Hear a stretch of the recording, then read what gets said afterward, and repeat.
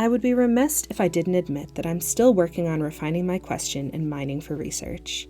My rough question is, how do birds communicate the silent stories of loss and resilience in their world? My first inspiration was the adverse effects of invisible pollutants like pesticides and fertilizers, and how they can affect the avian population. I am sure some of you have seen the robins in spring that lay on the side of the road in the neighborhoods that frequently prioritize going green, literally, over going green environmentally. Maybe this is too scientific of a question for this research, as I could go out and look at quantitative data on bird bone densities, stomach contents, or insects and diets, but I'm excited to take on the challenge of examining this topic through the lens of an artist.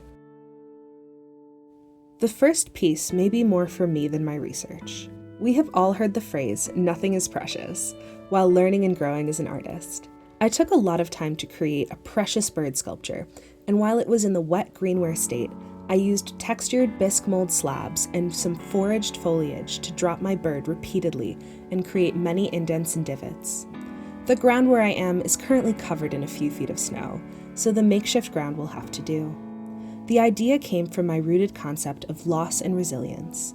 The loss comes from creating something precious like a bird perfectly designed to fit into the life cycle chain, eat bugs, disperse seeds, and become food for others. What happens when that precious cycle is disrupted?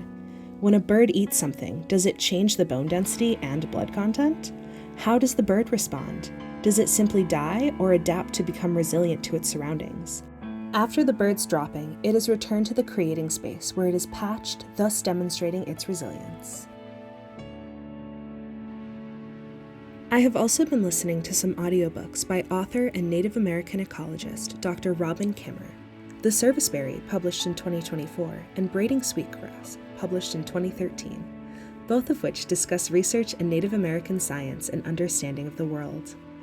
It has made me think about the reciprocity between people and the ecosystem. Robin Kimmer defines reciprocity as the concept that people have a reciprocal relationship with the natural world regarding giving and receiving gifts.